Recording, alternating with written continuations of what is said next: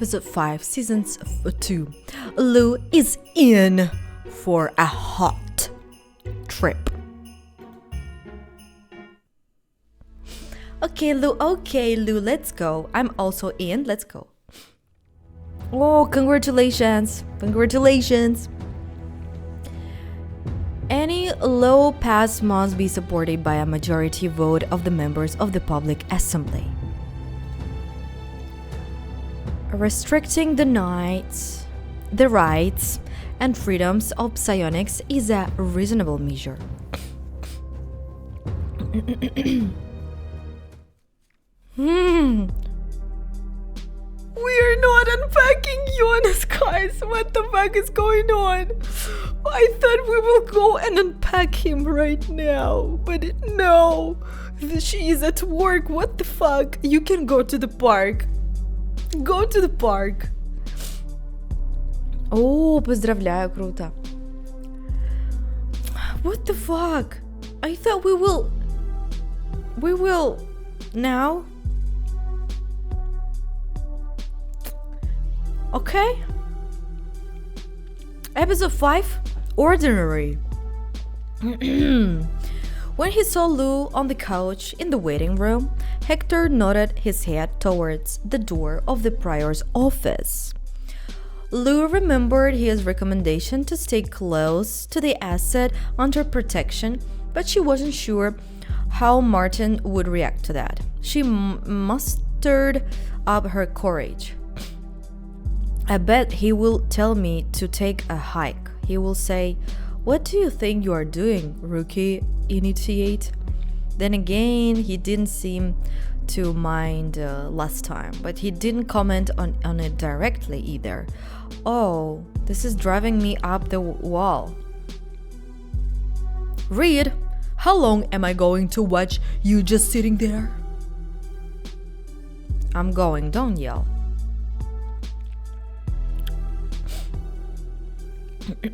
This time she didn't forget to knock. Good morning, Lou. Addressing the prior by his first name felt unnatural. Maybe Lou just needed time to get used to it. Sitting in his rooms and drinking coffee is one thing, but here and now. Lou decided to try anyway. Monsieur Ivo. The prior smiled. Mademoiselle Lou. Just Lou. I'm your subordinate and don't want to stand out. You address Daniel and Monsieur Baretti by just their first names. Fine, let it be Lou if you are more comfortable with that. Psionic cast an emphatic look at his desk. The man got the hint and pressed the button under the desk, gesturing for Lou to sit down in the chair. Is there something you wanted to ask? A package. Give it to him. Lou placed a small bubble wrap bag on the prior's desk. Martin opened it, then took out one of the ampoules. After reading the label, he looked doubtfully at Lou. Thank you. However, there is a problem. Well, it figures. How else? Are you allergic to the drug? Does it require special injection? What's wrong? Eva put the ampoule back in the bag. It's a serious risk. If the product was acquired through conventional means, there is a trial. And, as we discussed, privacy is extremely important in this matter. It's even worse if it's a counterfeit from an unlicensed lab intermediary. The first few doses may be a decent quality, but after that, you don't know what are buying. It's also a common practice to add narcotics to drugs so that the buyer gets hooked on a seemingly harmless substance. Shaking her head, Lou said, "No, I wouldn't set you up like that. I understand your concerns. I personally removed the control tape with the batch number. The medicine was bought without a doctor's prescription prescription illegally, but it's all secure and no one will know. Worst case scenario, inquisitors catch the seller and cut off the supply. The seller knows nothing about me, but even assuming that they get to me, they will think that I'm the one taking it and that I hid it to avoid being fired. A sedative bodyguard isn't the best person to guard the prior. Lou smiled. You will reprimand me for the sake of appearances, fire me, and go back to your painkillers. Everyone will think the young initiate just couldn't handle the stress after being injured. Still, I think that things will be fine and I'll be able to buy it regularly. Consider the issues resolved. Anytime you ask, you get suspicious, I'll tell you inject me with the drug without hesitation. I have thought of everything. You can rely on me. Rely? Kay and me. Martin raised an eyebrow. He's my partner.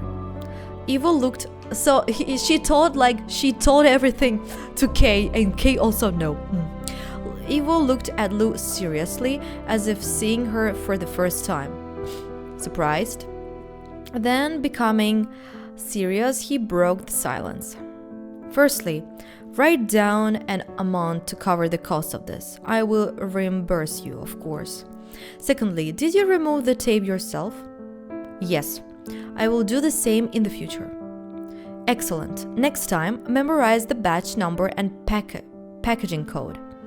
Let's play it safe and find out exactly where the medicine is coming from. Got it. I'll buy more as soon as possible. Ivo nodded. Then what? How do I check the numbers without raising further questions? Tell Danielle she will do it. And thirdly, yes? Ivo stood and extended his hand to her. His gesture lacked to the condescension of a superior, of the social flirtation of a man. It demonstrated only respect and gratitude. Thank you, Lou. Really, she's so good worker.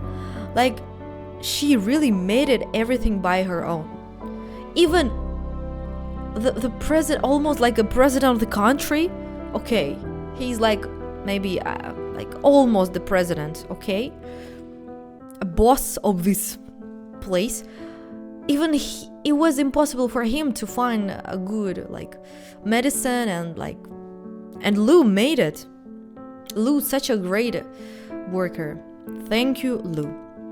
Lou also got up and shook his slim hand. Slim? He is so slim. Her answer came naturally. I'm glad to be of service, Monsieur Prior. Lou was proud of herself. I'm also proud of Lou, by the way. Regardless of how it looked, no matter what anyone said, she had become a real bodyguard. She had taken a bullet for her client, and most importantly, she earned his trust. She had done it. She had done it. They sat down again. In a calm, business-like manner, Ivo said, I see that's not all. Speak. Now that your medical problems can be put on the back burner, why are you injecting it though? I would like to focus on the association attempts. Preventing them is the best defense. Ivo folded his finger at an angle, resting his chin atop them. The association attempts at the farm and the consiglor's reception were organized by different people. The first group got away, so they might show up again. But since the Inquisition is still looking for them, there is not much we can do for now. So, it's worth working with the waiters. I've granted you access to the investigation. Marc Jonsier has already been notified. He is waiting for a call to arrange a meeting. Did something help the attackers at Sardus? Are we preparing for another attack?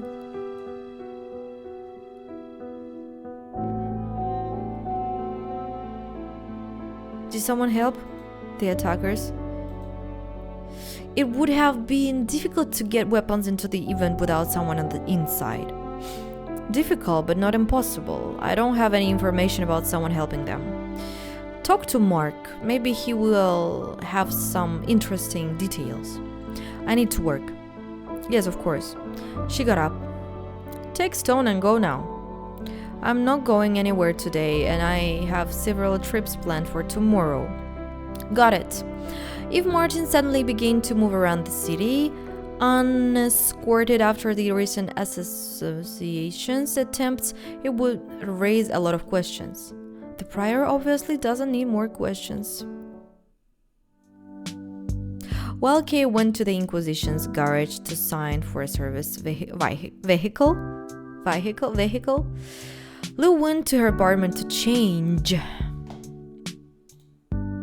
So bad.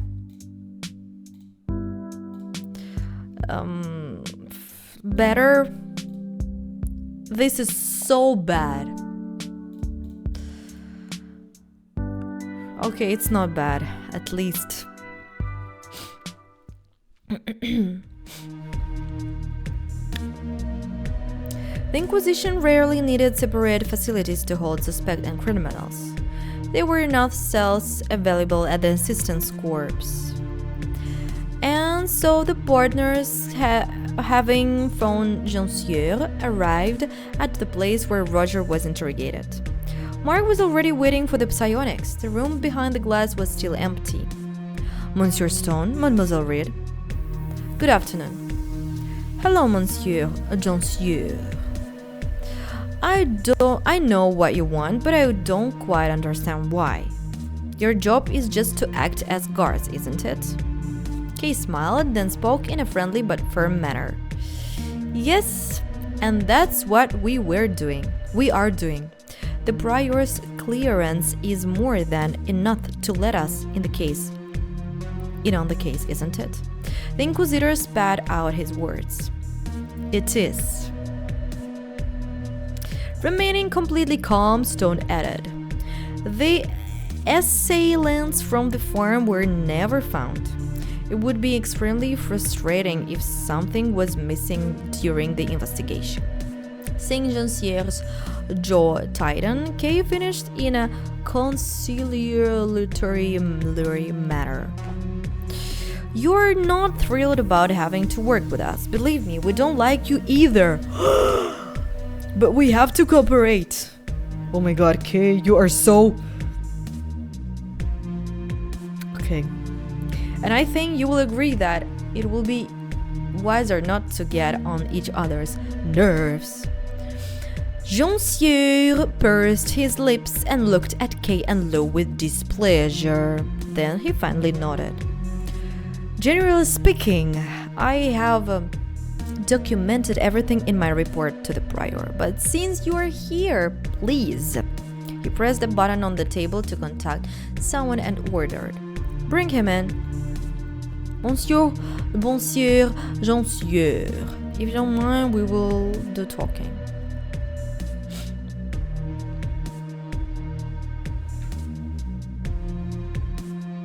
What is more emotional?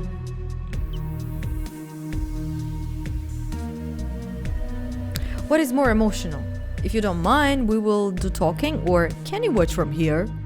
Can you watch from here is more like I'm a bitch. I'm a bitch, like this. Can you watch from here? Can you watch from here? Yes, either the way, I'm responsible for him. What if you get carried away? You must live to see the trial. It's a control. Oh no, I don't need a control. We wouldn't be that hard on him. The door on the other side of the glass opened. A handcuffed man appeared in the interrogation room. Lou remembered his name from the report she had skimmed. Fatih Deschamps. There was no time for a full review. Be careful in there. The doctors had to work some magic so that I could deal with him normally. He is the only survivor and he was in critical condition.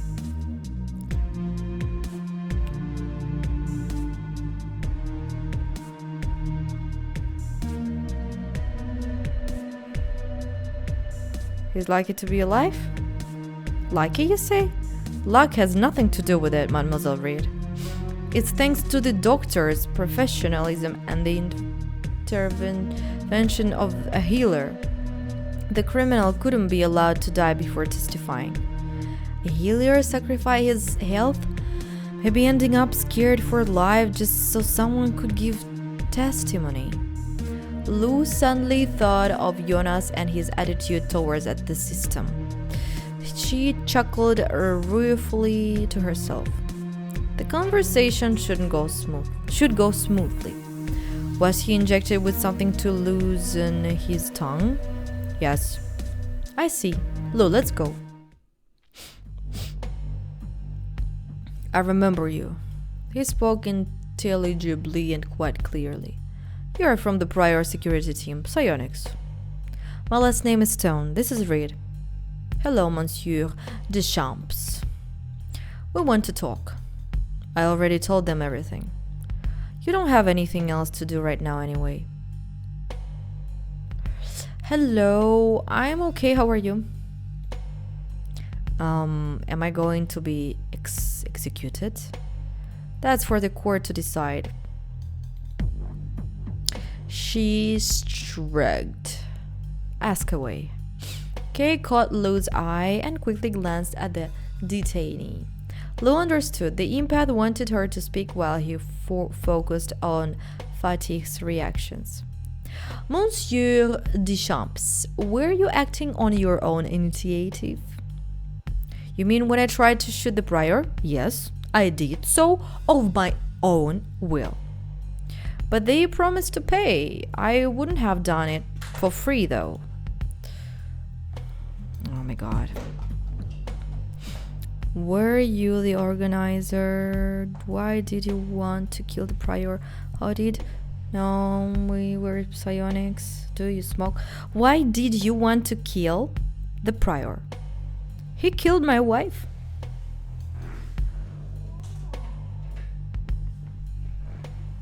He killed my wife. What do you mean? He executed her.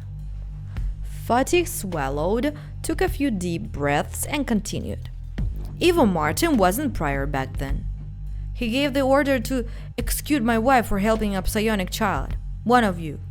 My wife helped a child, and for that Martin killed her. Inquisitor and executioner. This is his work, Mirai vibes. Kinda. I don't know.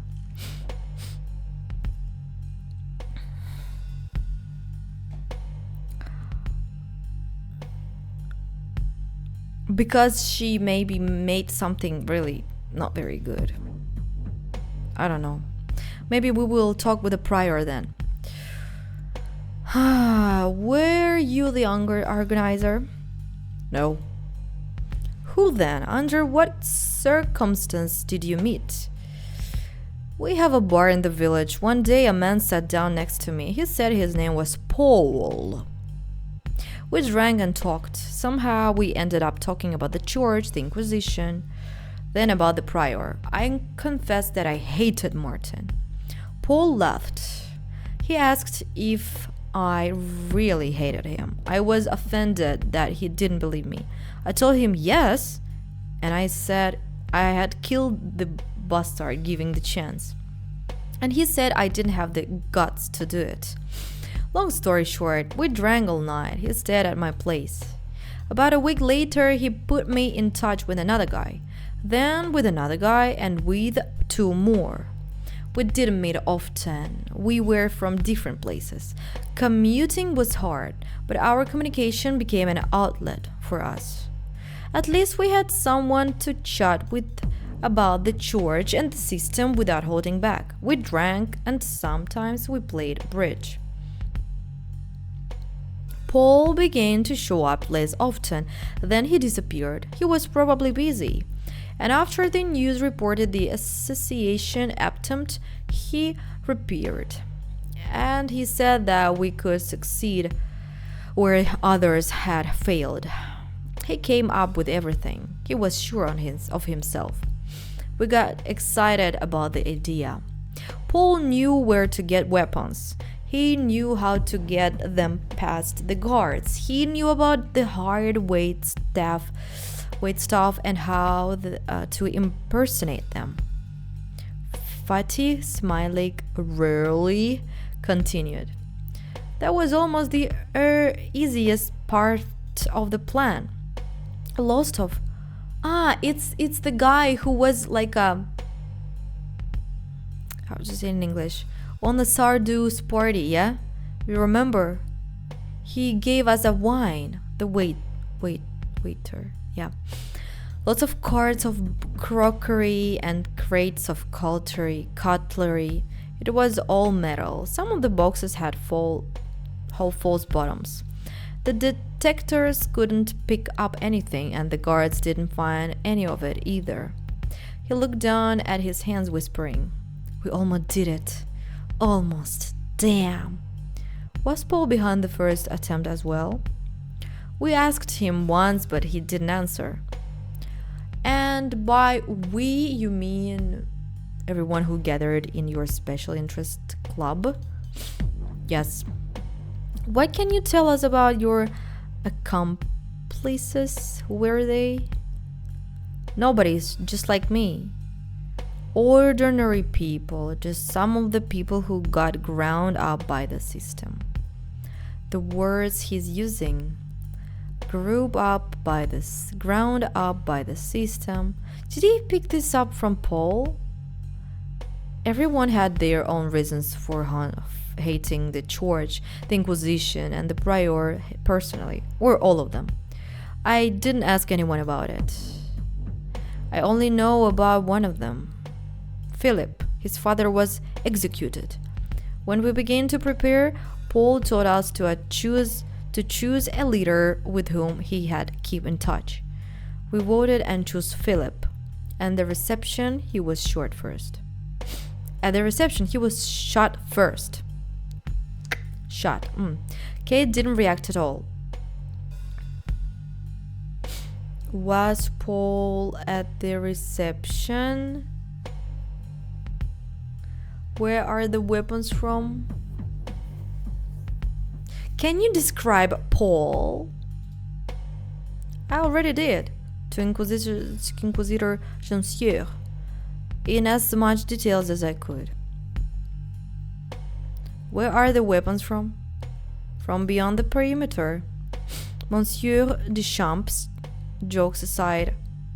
Officially, you can only go outside the perimeter with special permits, but you can find loopholes everywhere. Paul gathered us together and brought us to the border at night. He told the guards that he was interested in seeing the wild forest. He gave them money and they let us through. He told us not to touch the plants, not to smell the flowers, not to eat anything. One of us still managed to do something he wasn't supposed to. He started convulsing and vomiting. We thought we had died, but he came around. We left the car in the forest and went on foot, quickly. Paul suddenly stopped in the morning. He ordered us to hide, looked around the land nearby, and planted some kind of mine. What? I was watching from afar. I don't know exactly what he had. Explosives or a grenade. We waited. 2 or 3 hours later, armed men in AC uniforms appeared, and kaboom! They stepped right on the mine.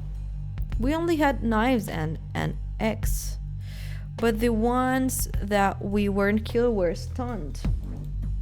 He spoke calmly, as if talking about the weather. He was either under the influence of the aforementioned injection, or the memory of the murders didn't evoke strong emotions on him. We ran up and finished them off. Shit. Fatih, as if only just remembering, added. Paul had a gun, but he didn't shoot. He only watched.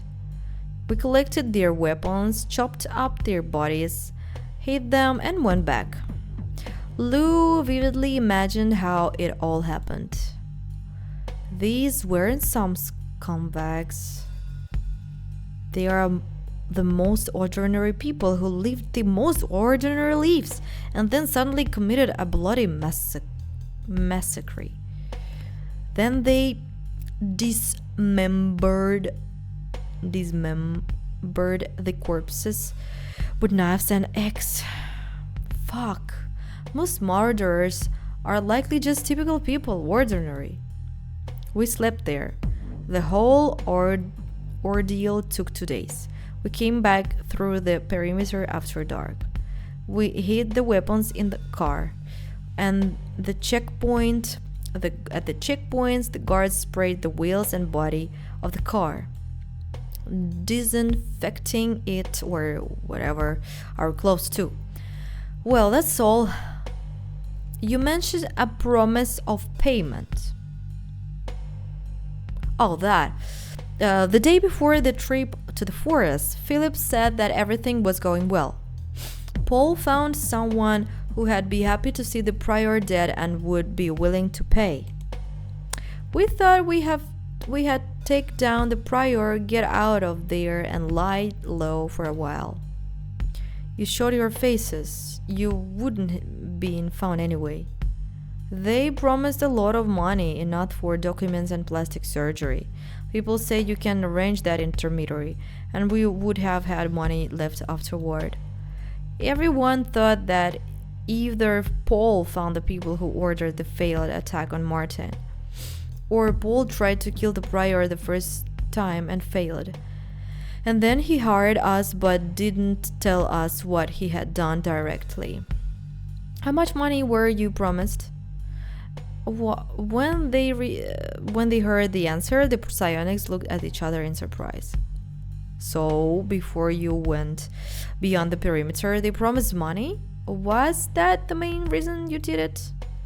I already said it wasn't about the money. He reluctantly admitted. But it convinced those who were still on the fence. Okay, what about DNA? Your first medical test would show your real identity. Well, all we had to do was not get hurt. If someone leaves their blood behind, that is their personal problem. Fatih looked away. We honestly thought we could get away with it. The plan looked convincing. Lou's tone became granting. Yeah, it looks like your whole misfit crew was meant to end up dead. Some heroes fighting the system you were. The motherfuckers played us for fools. We wouldn't have gotten away even if we had killed the prior. He lowered his voice and said barely audibly, and fuck it, without her, it's all the same to me. Oh. It's a pity that Martin is alive. Lou looked at Kay. Well, let's wrap this up for now.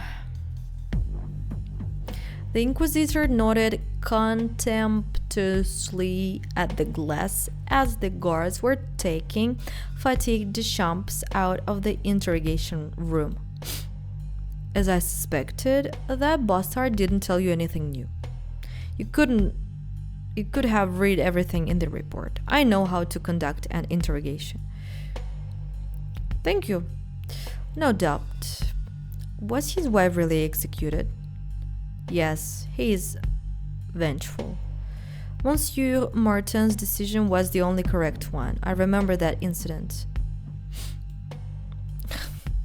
What happened back then? Let's see, guys. Jean-Sieur sat on the edge of the table. It happened in a large village to the south. Fatih Deschamps' wife had a very good position as an official there. Their neighbors were ordinary unstables who had a son that turned out to be a telekinetic. Jean-Sieur grimaced, his voice growing angrier. parents wanted to keep their beloved child at home longer. They didn't want to send him to a boarding facility right away. This idiot, Mademoiselle Deschamps, knowing that the child had psionic abilities, took pity on the family and helped hide him. She delayed the paperwork. She moved the boy's name from the mandatory testing list to the following year. I don't know what she expected. That no one would notice the mistake in the workflow? I don't know. And that's why she was executed? Yes. Mademoiselle Ree, what is the first thing they teach you at a boarding facility? How to control your psi. She just didn't say she covered someone's child. She covered someone's child that this child already opened psi abilities, and it was dangerous for people. Kids who open their psi abilities really need to go to learn how to work with these abilities. Of course, it's dangerous. That's why she's dead now. He was working in the corpse. She was working in the corpse, of course. Clenching his fists, the boy rested his back against the school wall. Oh, it's her past. Slowly wading up to him, two others approached. They were a year older, red and baldy. Everyone knew them. Sometimes they took money from the weaker kids, or they took their breakfast if they had no money. Or if the victims had nothing to offer, they beat them. This time they touched Leon. Or it's not her past. It's the story, or what? Okay. He understood that what would happen. Trying not to show fear, he spoke first. Back off. Why are you so brave? Back off. Shut your mouth, you shit. Show me your bag. Leon thought for a moment about whether it was worth giving in to the bullies just to avoid a fight. But then Beatrice, his classmate, appeared from around the corner. Hey, don't do that. She recognized what was going on immediately. Red and Baldy never laid a finger on girls, and Beatrice couldn't just walk by without trying to help. Stop it! Let him go! It's a little girl. It's a little girl. Stop it! Let him go! Red turned and, staring at her, he said abruptly, Get out of here! Despite her, Baldy took a quick swing and punched Leon, enjoying the feeling of power it gave him. Leon fell. Did you see that? Stay out of other people's business. Bending over Leon, he asked, gloating. Not so brave now, are you, moron? His friend swung again. What are you doing? Stop it! Have you completely lost your minds? Another hit followed. Leon writhed, unable to see from pain, tears, and shame. They kicked him with fervor, demonstrating their strength and reveling in the knowledge that they wouldn't be reprimanded. Beatrice began to cry, alternately threatening them and asking them to stop, but that only seemed to encourage the two bullies. Leon covered his head with his hand, trying to defend himself. His elbows and forearms burned from their blows. Defend himself. The frames of the nearest window above them crunched. The glass shattered, fragments gleaming as they scattered all over. Red's terrible scream echoed off the walls of the school. Baldy froze, his mouth hanging open as he started at his injured hands. A thin, piercing cry sorry, a thin, piercing cry grew louder by the minute, coming from the corner of the building. Leon stood looking around in fear and whispered, "Beatrice, I didn't. It wasn't me." The kid accidentally used telekinesis. They were 3 victims. The 2 boys died on the spot. They bled out from their injuries. The girl's face was severely injured. A healer was able to repair the muscles, but the scars were permanent. Lou didn't respond. Monsieur Martin didn't find any extenuating circumstances concerning Deschamps' involvement. He was nearby and upon visiting the village made the decision on the spot. The kid was sent to a boarding facility, the parents were sent to a labor camp, and the official was executed. Do you think it's right, guys, that the official was executed? As I realized, this is how they show that the rules are it's very important to live knowing the rules. If someone have psi abilities, you need to say that if you are official, if you are working on the corpse, you need to say that, because it's just for this child's also help. Like, this child can kill himself or the other kids, how happened in this situation. It's very, very hard to really, I don't know. The law may seem too harsh, but it's necessary, and that applies to psionics too. Now let's return to the reason for your visit. Я очень хотела бы, я думала, что она будет сейчас, но я не знаю пока. Можешь подождать, может быть будет. I hope we will unpack Jonas. Jean-Sieur plopped down in a chair, tapping his fingers on the folder lying on the table, and said, I already know where the criminals crossed the perimeter, and I already sent a convoy to arrest the guards that allowed them to pass through. Preliminary reports haven't revealed anything useful. Andres, of course, we will see a picture. What are you talking about? Security protocols were neglected for the sake of money. A gross violation, sure, but it happens. It's a visual novel, yes. It's not a book. It's a visual novel. Thank God they had the sense to carry out the disinfection. It's pointless to fight it. Some perimeter guards take bribes and have informal connections with the locals. He nodded at the folder.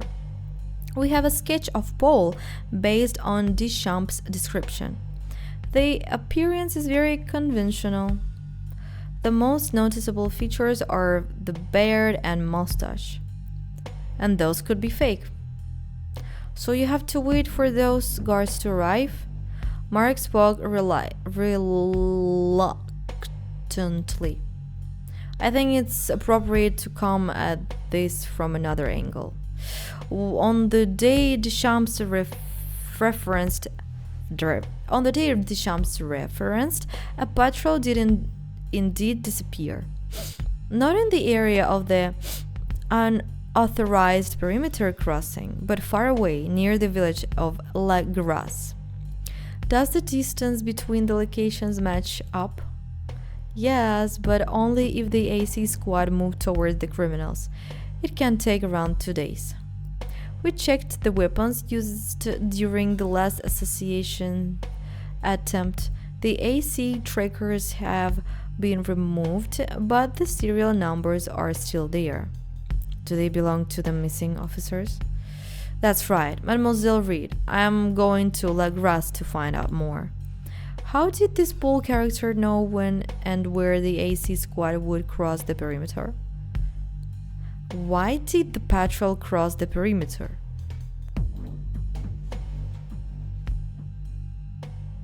Ouch, my mouse stopped working.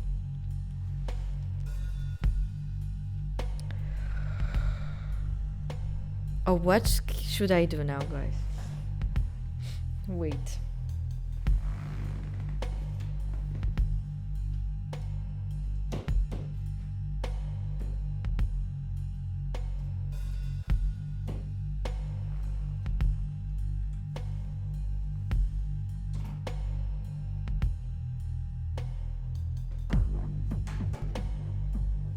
I don't know. I think it will not work. Why did the patrol cross the perimeter? The civilian ban on crossing the border isn't just a whim of the church ministers. One of the main reasons is that the wilderness beyond the border is extremely dangerous. Nevertheless, it's of research interest. Periodically, scientists go outside the perimeter. Of course, they do so under the protection of the corps. In addition, the AC officers regularly check our surroundings to see what's right at our doorsteps for the sake of security. Sometimes people do stupid things and die out there. They searched for the squad to no avail. It was classified as a disappearance under unknown circumstances. A whole squad. It's an unusual incident. The report went to the very top, meaning that they reported this personally to the prior. The explanation was not to his liking. He flew to the perimeter to express his dissatisfaction. Sudville? Yes, the search was resumed, so far without success. Mark spread his hands. Of course, no one assumed sabotage.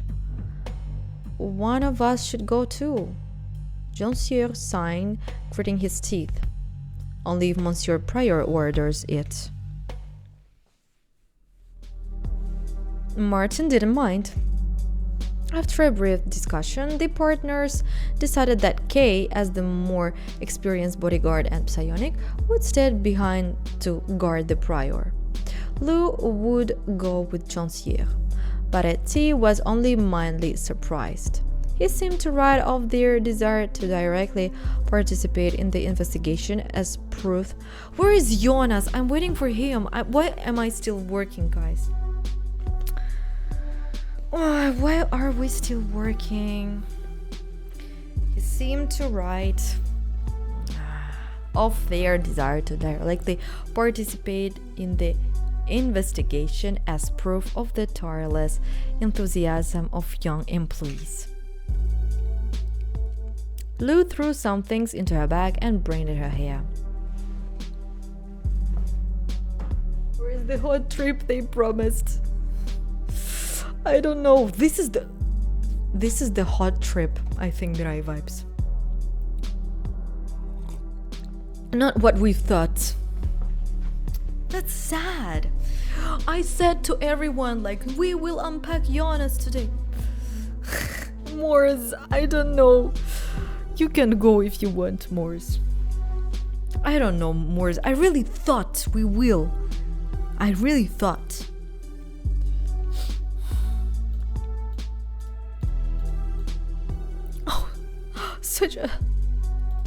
Such a cute. Oh my god. Okay.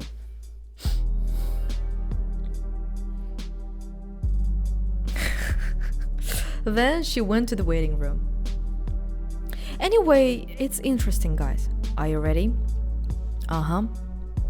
Good luck out there. You too. See you later, I'm going to see the prior. You head down, Jean-Sieur will be here soon. And Jonas?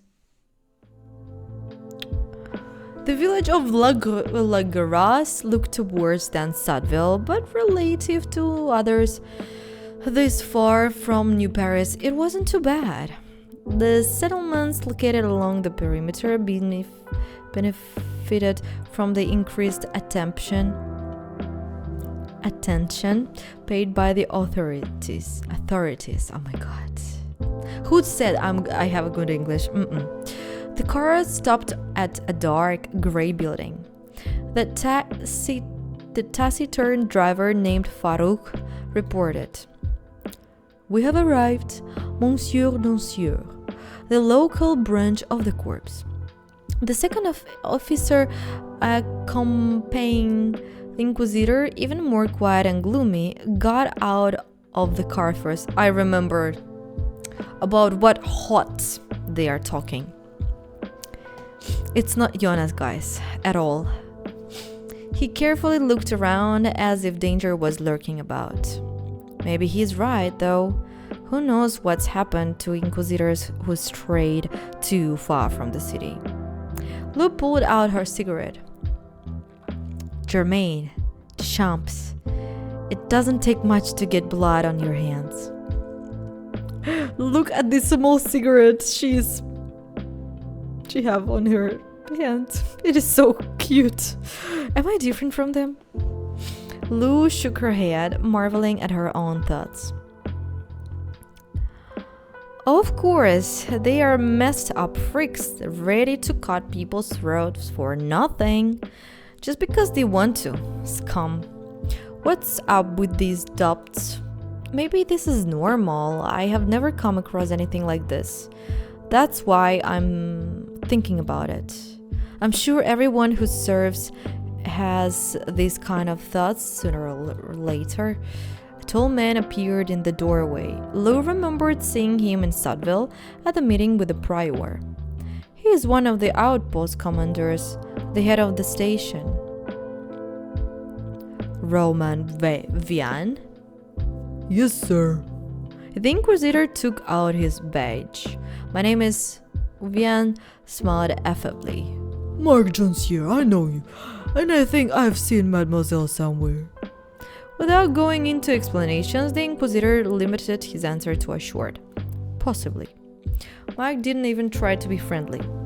Mademoiselle Reed and I are conducting an investigation, and the fact that it has brought us to this side does not speak in your favor.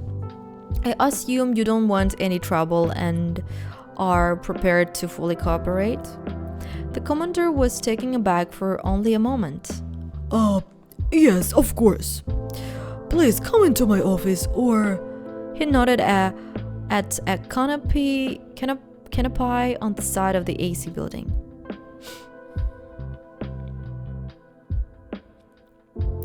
The weather is wonderful. We sometimes work here. Then let's enjoy the fresh air. I need 2 duty logs for the perimeter, as well as records of those who have traveled outside of it. Going back, how long? The last 3 months.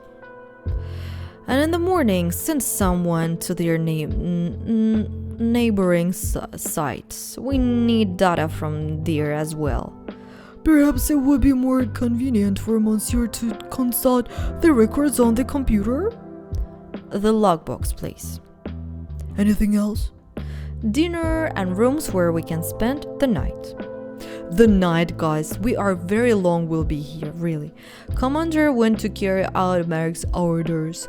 Farouk and the second officer were busy with the car.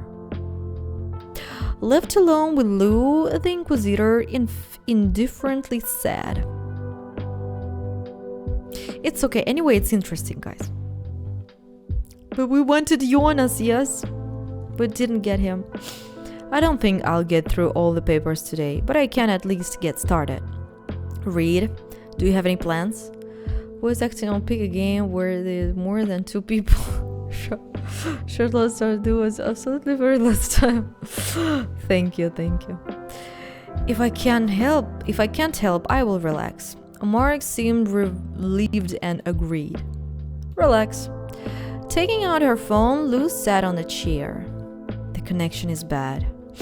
As she looked at the communication tower in the distance, Lou remembered that Sudville had the same problem. Monsieur Agencieux, may I ask you a question? Yes? Does the entire perimeter have network problems? Yes, but the towers are so close. The perimeter is extremely important and heavily guarded by the corps. The patrol frequency works well here. The rest of the signals have interference. They are jammed for security reasons. Jonas is not simple, man. He is hard to get, easy to lose, and never forget. Yes, Andres. That's why I want finally to talk with him. As you already know, crossing the borders without special permission is possible from a practical standpoint. You could smuggle a transmitter out and start broadcasting something prohibited.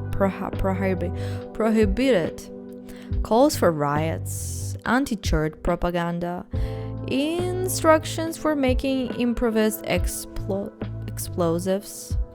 You get the idea, right? Yep.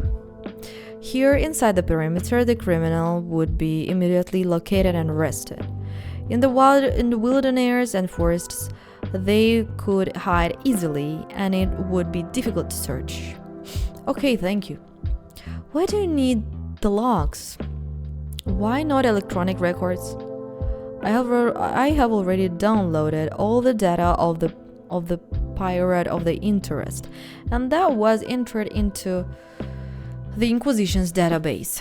Now I want to compare to see if there are any discrepancies with the logbooks.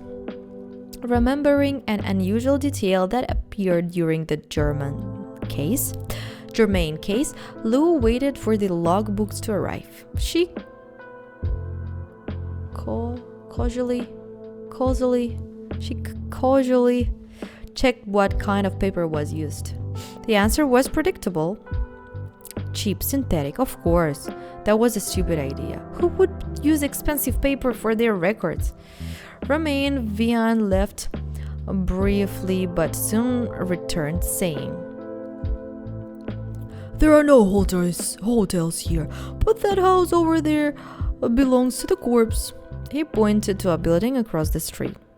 "Visitors from the church always stay there. A woman lives on the first floor, Judy Baye. The guest room rooms are on the second floor. Mademoiselle Reed can have a separate room. Judith does chores for us. She will welcome you in and make your beds and cook dinner. What do you say?" "I'll do, Reed." "Yes, of course. Are those bars on the windows?" "The authorities, the inspectors, everyone who comes here carries weapons. Your guards also have them. Valuables too. United one forbid, but what if a child were to climb in and steal something on fire gun?" Judith Baye turned out to be an old woman. After dinner, she escorted Lou to the room prepared for her. "Well, here it is. You're probably used to something else in the city, but it is what it is." Monsieur and his men were offered the next room down the hall. "This is fine, thank you." "Yeah. There is an electronic lock on this room, so no one will get inside." "Get inside? Isn't the door downstairs enough?" "That's downstairs here. There are 3 men on the other side of the wall. But you know how it goes, mademoiselle." Lou smiled. "How is that?" "They get drunk, they get bored, and they begin looking for someone that they can, If you need anything else, let me know. I'll be downstairs. As she left, Judith sighed and muttered to herself. Oh, such a fine young lady, so put together, and yet she took a job like this. Hard times call for hard people. Poor thing. True. Left alone, Lou looked around the room. The walls were finished with cheap plastic, which differed from the exterior of the house only in that it was clean. There was an iron bed frame and a light bulb without a lampshade hanging from the long ceiling. There was also an armchair with a fox, antique synthetic upholstery, and a picture on the wall. It was a pitiful attempt to make the government quarters cozier. Lou undressed and lay down on the bed. The sheets smelled clean. Men's voices, vague and muffled, could be heard from the next room for a while. Then it got quiet. It's so unusual. There had always been noise in Lelouch, even at night. Thought barely audible, the machinery in the mines nearby could be heard. In New Paris, when Lou was brought to the boarding facility, the idea of silence was very relative. Relative to the day, the city was quiet at night. Relative to her native village, not so much. The chorus, the subtle hum of electricity coming from appliances and street signs, the drunken shouts, the typical sounds of a city. And here, it's like in the books. Is this what ringing silence sounds like? After setting an alarm, she put her phone by the pillow, closed her eyes, and soon fell asleep. Lou tossed and turned. The pillow bothered her and the blanket was too hot. She dreamed about stuffing some frozen food into the kitchen unit. But it turned out that she had forgotten to remove the plastic packaging. Everything stunk of acrid smoke. This is what the episode was talking about, guys. Hot situation, not Jonas' hot situation. Not Jonas. No. Just really. Fire. It was a strong smell, too strong. Waking up abruptly, the psionic bottled upright. What the hell? Black smoke filled the room. The red glow of flames flickered outside the window. The plastic-clad house was on fire. She heard shout from the other side of the wall. Reed! Reed! I'm here! Get out, Reed! Right now! We're on fire! Lou picked up her bag, automatically shouting back. I can't see that! And with that, she rushed for the door. That's why everyone will see how sporty she is. In such a good shape she is. But the electronic lock wasn't working and the door remained shut.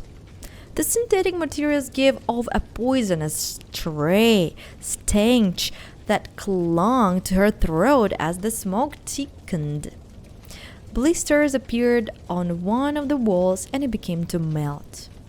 I can't open it. Same here. The ceiling cracked and started to bend. It became impossible to breathe. Almost blinded by tears, Lou closed her eyes and tried to use her psi. I need to destroy this stupid lock. I will have to knock down the damped.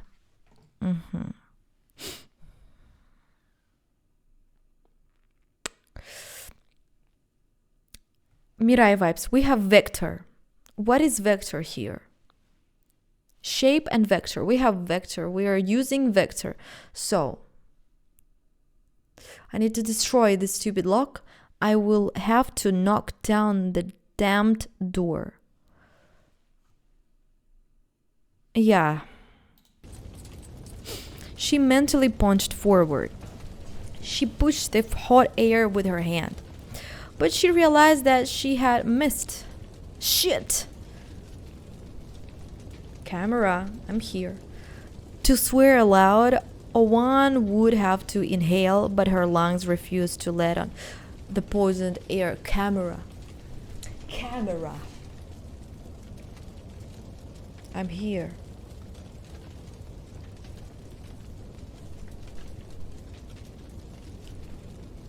Finally. Everything went dark before her eyes. The psionic tried again, slightly shifting the direction of the blow. The door, already weakened by the heat of the fire, suddenly swung open. A window pane exploded behind her, and wild flames burst into the room. I'll burn alive. Yes, this girl is on fire, guys.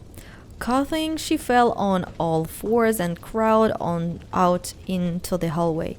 The lock of the door to the next room was destroyed by machine gun fire. Mark and his men rushed out of it. They picked Lou up and dragged her outside with them. The psionic almost couldn't recall how they had ended up climbing out on a tiny balcony before going down the drain pipe. She lay on the grass and crouched, trying not to cough up her lungs. Nearby, something, I didn't read it. People were running towards them from different connections. Village workers and, judging by their uniforms, local patrolmen. Someone shouted an order to bring more water. Suddenly, Lou heard a yell. Judith, she's inside. Third bleary eyes, she saw the shape of the old woman rush by a first floor window behind the bars. Hold on, 1 second. Lou rose to her knees and stretched out her arms. We have enough? Ooh, I thought we don't have enough. Tear out the bars. The grate on the window twitched and cracked. The metal frame holding the bars moved away from the wall on one side, forming a gap. That's why, guys, we need to make only form or only vector. I have a lot of vector, and I have enough to save her life now. This little woman's life. That's why, guys, we need to collect them, you know? It's very important. The metal frame holding the bars moved away from the wall on one side, forming a gap. The psionic didn't have enough strength. She pulled harder. The fastenings on 2 corners came out, and a third almost did, but the fourth held tightly in place. The grate shook as if trying to escape from the flames. Guys, come on! I will explain later, Morse. One of the locals rushed toward the house. Others ran towards the window, pulling off clothes and wrapping them around their hands to grab the metal bars. Pulling, they tore them away. Then they pulled Judith out in a semi-conscious state and dragged her away from the fire. Lou lay on her back, coughing and trying to breathe. The dark sky was marred by the fire's bright flames. Sitting at the table, Lou was wiping the soot of herself with a wet rag handed to her by one of the locals. How are you, Reed? She gave him a sluggish nod and said unemotionally, Fine. Why is she sleeping Why is she sleeping like this? It's not like this, guys. Girls don't sleep on their bras. No, never. Like t-shirt on a t-shirt, or I don't know, pajama. Yeah, strange, yeah? No. Less it's a loose words. No, anyway, girls don't sleep on the bra. Some maybe, but most of the girls that I know, they even don't use bra so much. So it's not truth, guys. High society has already seen me in a torn dress. Now the villagers can look at me in my underwear. And I'm dirty too. I'm almost afraid to imagine what will happen next. Impulsive Victor girl had to show off her hero body. You did great. You saved that woman. Jonsieur barked somewhere into the darkness. Are you going to bring her something to cover up with? Or are you waiting for Mademoiselle to ask for herself? Lou suddenly shook her head. Fuck, I left my phone in there.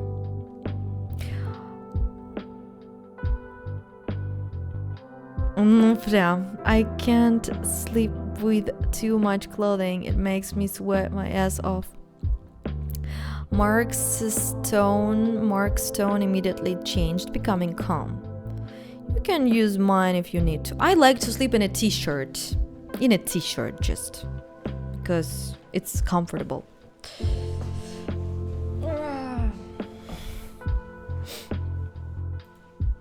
They saw Commander Vian approaching. Monsieur Jonsieur! The Inquisitor's voice became menacing. I hope you have an explanation. Not waiting to be taken care of, Lou picked up her bag and went to find somewhere to clean up properly. The locals led her into the nearest house. After bathing, Lou changed her clothes. Tracksuit from the wilderness, jacket for the wilderness, jump. Oh my god. What is that, guys? Is that like to shit it? To shit? To make a shit?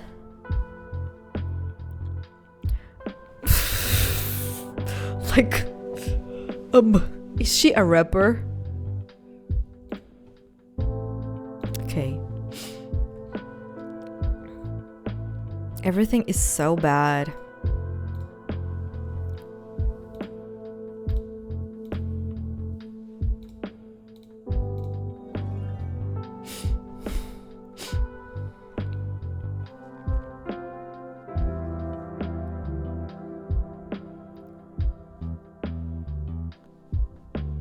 Yeah.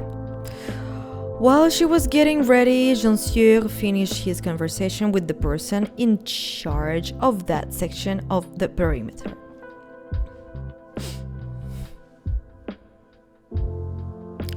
Monsieur Romain Vian believes an electrical short caused the fire. That's why the locks didn't work. He claims that everything is old, a fact which he repeatedly reported to the city. Mademoiselle Reed, we cannot rule it out. We'll figure it out. Thank the United One we got out. While our driver suffered some burns, but everything else is minor. Are you sure you don't want to see a doctor? Or rather, a paramedic? There isn't a qualified doctor here. I'm fine, except my phone, for my phone. Да, мне тоже так нравится. I took the logbooks with me in the evening. I was going through them. Еще английский учишь. Were they left in the room too? Regrettably. The Inquisitor was angry either with himself or at the situation. I have already reported the incident. Monsieur Joncieux blaming an electrical short is bullshit. He repeated, "We will figure it out." Then he added, "How can someone participate in an assassination attempt in New Paris while being here in the middle of nowhere?" Lou shrugged. "Tomorrow we will go beyond the perimeter ourselves. Let's take a closer look at the locals and evaluate the landscape."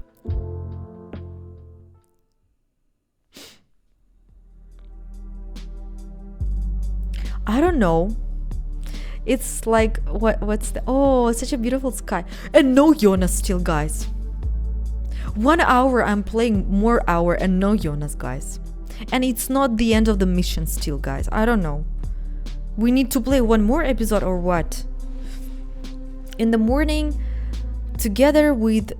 Do you want to unpack Jonas today, guys? Do you really want, like, so much?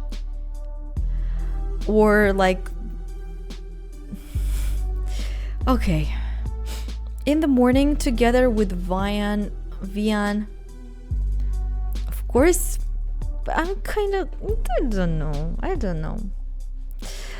Of course I want, but I'm...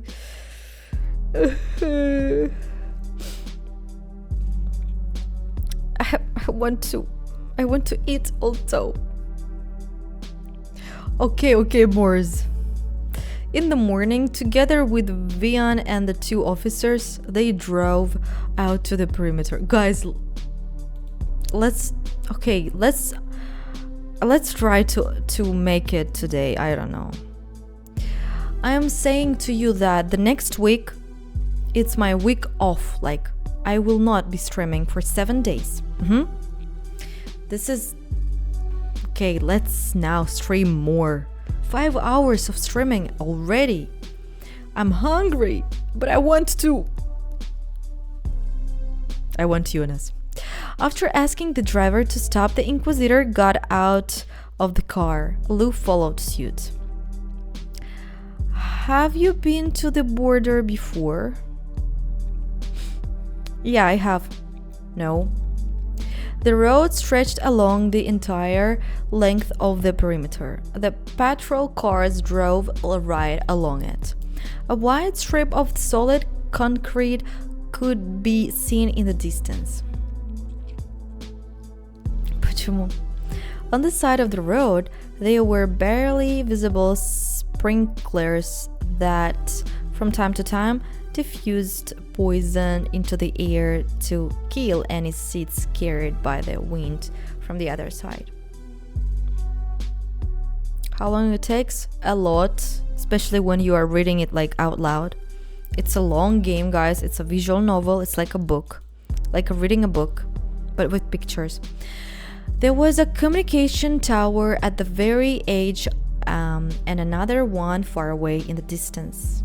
Apparently, this was how the entirety of the inhabited lands were separated from the wind. Okay, wild, sorry. Okay, there are three seasons, and let's say 10, 12 or 15 episodes in the season. Let's say 10. I'm reading one episode for 1 hour and 15 minutes. Let's say 1 hour. Okay. Let's say 1 hour and a half and let's say 30 episodes. 3 seasons for 10 episodes is 30 episodes. 1 hour and a half, it's 90 hours. Yes? I hope yes. Wait, no, it's 60 hours. Wait. No. It's 60? No, it's 45 hours. My math is not very good. It's 45 hours, I think. 30 episode, 1 hour, it's 30 hours. And 45 hours, yes. No, Ну, я рада. Андрес. Jonas. I don't see what... Meow. I don't see what you wrote. Let's see, wait. Jonas, where are you? Thank you so much, Andres. I don't know where is he. I want. Apparently, this was how the entirety of the inhabited lands were separated from the wild. I can see Andres also want to unpack Jonas. Yes, Andres. Arigato gozaimasu, Andres. Funny face. Pale light shimmered in the sky beyond the towers. I can see you like Romance Club. This is my favorite. I will be so happy to stream for you Romance Club, guys, if you are interested and still staying. It's very good. I'm not sure about unpacking. Oi, Andres! Let's unpack. It must be beautiful here at night. Following Lou's gaze, Mark said, Emitters. They repel birds, animals, and insects. Ладно, мы тоже в бар собираемся с ним. I figured. They told us about it in class. Meow.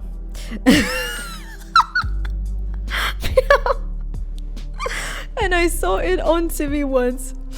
Farther away, the bare ground looked black, dead and scorched.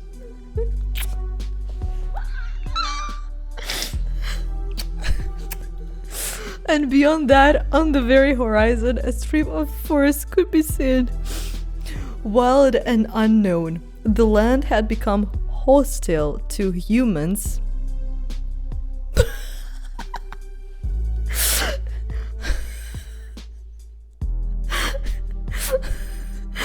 Many years ago.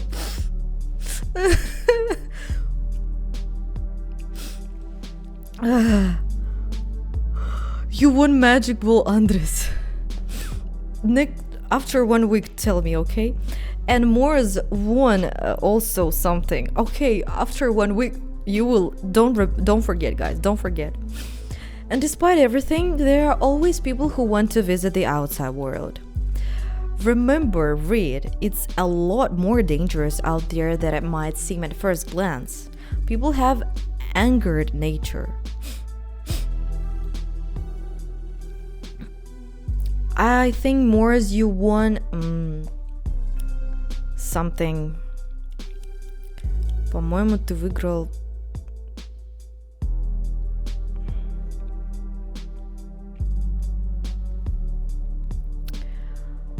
Good words. I'm saying good words, guys. How to say it in English?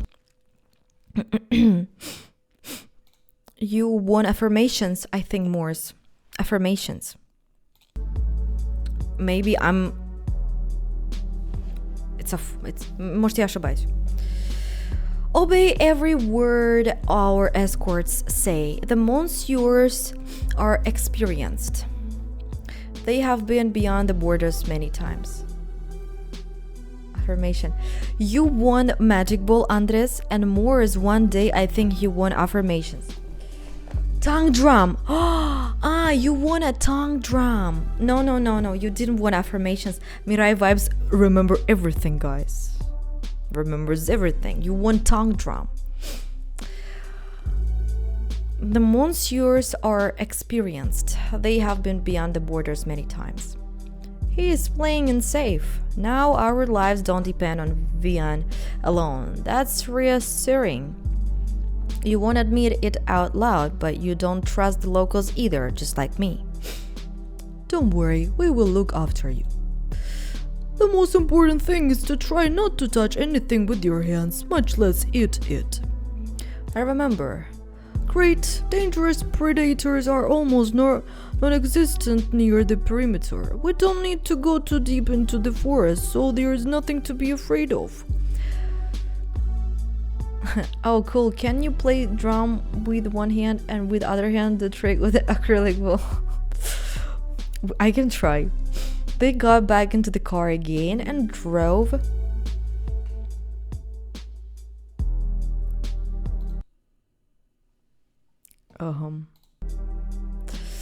Guys, I can't record more because there are less plays on my PC because I was making a lot of records of Romance Club and okay. They got back into the car again and drove a little further, then turned off the paved road and onto a dirt track that crossed the barren field. I can't record the next episode. Okay. I will cut it from my Twitch. It's okay. I will figure it out. They checked it in at a designated checkpoint with 3 attendants. And soon Lou saw a forest, or rather the forest.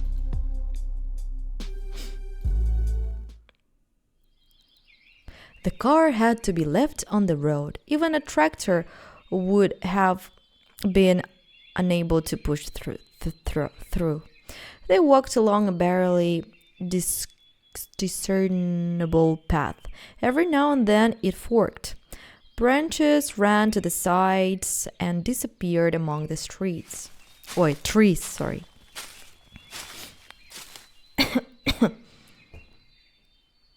They got lost in the ferns. It only took Lou a few minutes to realize. It will be impossible to find corpses here. If the bodies were pulled off the path, no one would be able to see them in this thicket. And combining the whole area, that couldn't take the entire corpse. Maybe it's not like this everywhere. Why did Joncier drag us out here? The Inquisitor walked in front of her. Every so often he would check the map and stop. He shook his head, asking, was the patrol moving through the woods from that side? Roman patiently corrected the authority from the city. No, from over here. We have been walking in a circle. Damn, why did you say so earlier? If I knew where you wanted to go, I'd take you there, but you took the map and decided to determine the route yourself. Mark scratched his sweaty forehead. How can we determine where they disappeared? Lou stepped up onto a fallen tree trunk to get a better look around, then froze. It was mesmerizing. There were no walls and no barriers. It was terrifying, but so incredible that her chest ached. The world instantly grew bigger. The city of New Paris and everything that she had seen before suddenly seemed so very small. She staggered, losing her balance, and extended her hand. She froze as if she was holding to a sunbeam. Yeah, due to the fact that she is living in a very small world,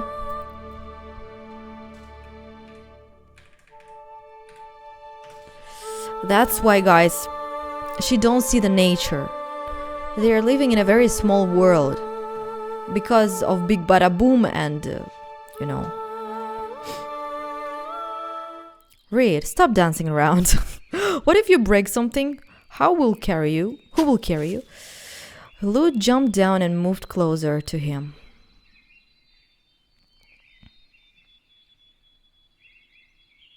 We won't find anything here. Unwilling to share unnecessary information with anyone else, she took the Inquisitor by the elbow and dragged him away from the rest of the group. What are you doing? The psionic snapped at him. Working? Monsieur Joncier, would you be able to walk us back to the car? I suppose so. But would you be able to take the exact same route? The Inquisitor narrowed his eyes. What are you getting at, Reed? How did Paul figure out where to ambush the squad? Even with a map, it would be impossible to pinpoint a location. Unless you knew the area very well. Paul had been here before. Yes, and more than once. He knew perfectly well which rotate the squad would take and when. Then fire. He's here. He lives on or serves on the perimeter. And he is most likely in leg race.